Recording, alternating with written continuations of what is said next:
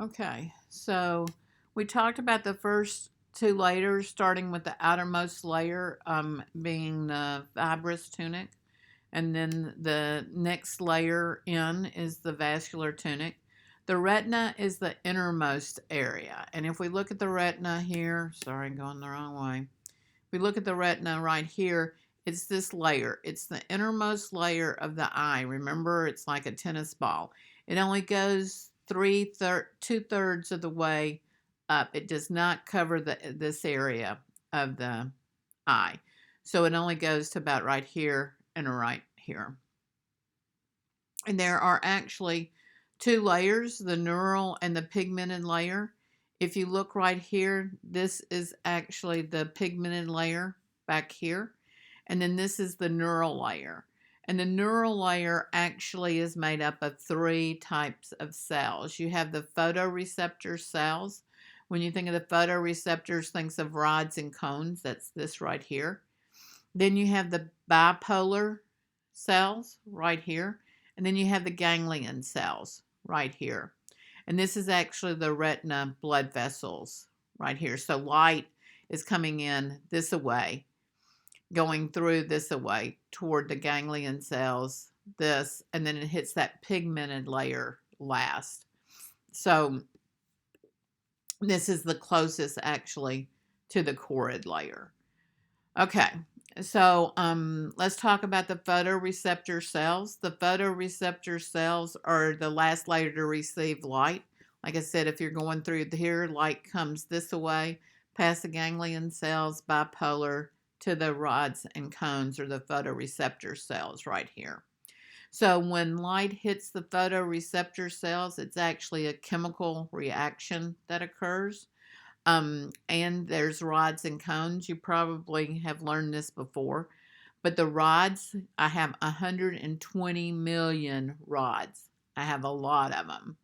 And those are concentrated near the edge. So they're concentrated in this area of the eye. Then I have cones. That's the ones that see light. And the cones are only 6 million, so I have less.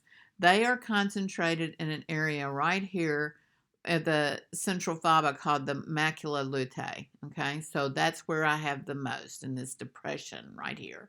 In this area, there are no rods, only the cones. So I see color there. This is where I see color. Rods right here that are concentrated here is then I see shades of gray. Okay. Um, if you look here, right here, you can see that the pigmented area, when we go here, these are the pigmented cells back here. Their job is actually to absorb stray rays of light. So if the rods and the cones aren't hit by light, the pigmented layer absorbs them. Therefore, stray light doesn't bounce around and you have a sharper image. Also, if you notice, when you go back here, this right here is the optic nerve. Actually, where the optic nerve is, right here on the retina, there are no rods and cones. This is a blind spot.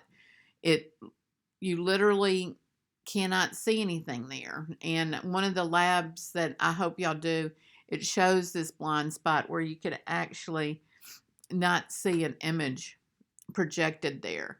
We use our eyes binocularly so that we don't detect that blind spot. I want to talk about one more thing about the anterior and the posterior cavities. Okay, so I have a cavity right here in front between the cornea and the lens, and that is the anterior cavity in the front of the in the front of the eye. And it is filled with aqueous humor. It's watery, it's made from capillaries, and it actually nourishes the lens and the cornea because they don't have blood vessels. So it has to be able to get its nourishment there. It helps maintain shape.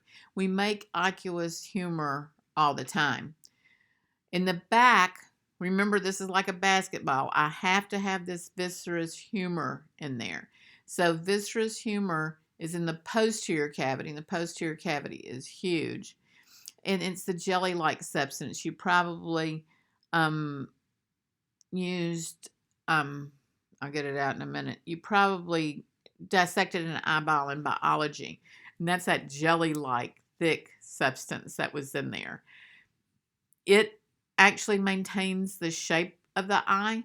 It's made as an embryo, so you don't make any more of it. It's never replaced. It's not like the aqueous humor up here that is constantly replaced. Here, you don't make any new. So if you lose it, it causes the eye to collapse, and you can get retinal tearing in here because of that. That's why I know this is really weird, but if you never ever get anything in your eye that punctures it, you shouldn't take it out until you get to the hospital and somebody can take it out to prevent loss of the viscerous humor and therefore possibly getting a torn retina. Okay. I think I have a little bit of time to talk about interocular pressure. A lot of y'all may have heard about glaucoma. We're going to talk about it again later. But this aqueous humor creates pressure on the back of the eye if we get too much. But the pressure of the eye itself and on the lens and on the retina is maintained by the aqueous humor. Remember, viscerous humor never changes. Okay, talk about image formation whenever we go to the next segment. Y'all have a good day.